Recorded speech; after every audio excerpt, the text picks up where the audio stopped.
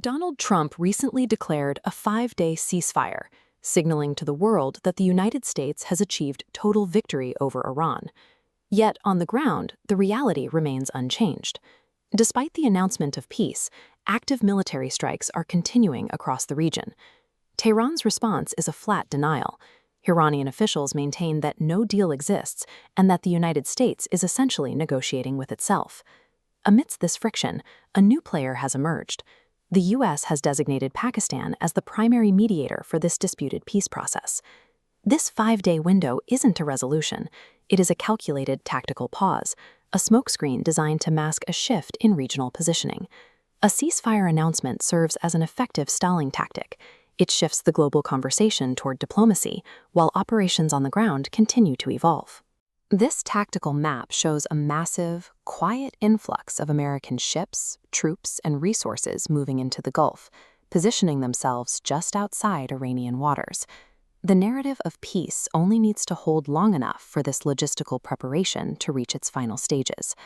While the public consumes headlines of a truce, the military is quietly establishing the infrastructure it needs for a full deployment.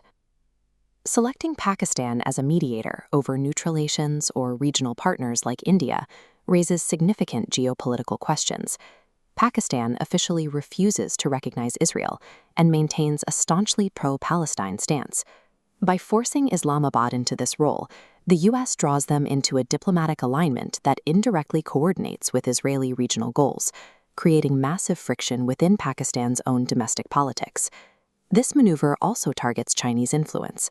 Gwadar Port is a critical maritime hub and a cornerstone of China's trade expansion into the Middle East.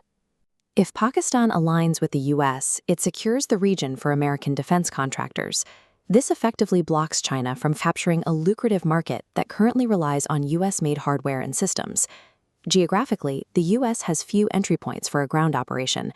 Afghanistan is too volatile, Turkey presents NATO complications, and Iraq remains chronically unstable.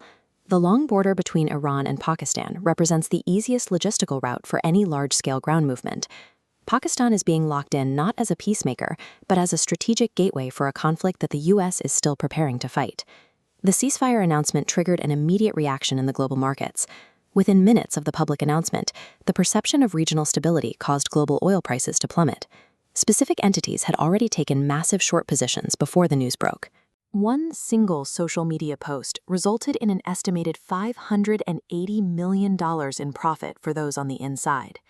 The declaration served as a tool for market manipulation, turning a geopolitical event into a massive financial windfall while the world's attention was diverted. Iran is watching these layers, the military buildup, the diplomatic traps, and the financial maneuvers, and responding accordingly. Because they recognize this as a tactical delay, Tehran is operating under the assumption that diplomacy is no longer a viable option. They are now moving as if they have nothing to lose. By attempting to manipulate the diplomatic landscape, the U.S. has inadvertently hardened Iran's resolve and intensified their military readiness. This operation moves across 3 fronts: the digital manipulation of public sentiment, the plundering of global markets, and forcing alignment of regional allies. Looking at the evidence, you have to decide for yourself, is this a brilliant masterclass in regional strategy or a dangerous gamble disguised as peace?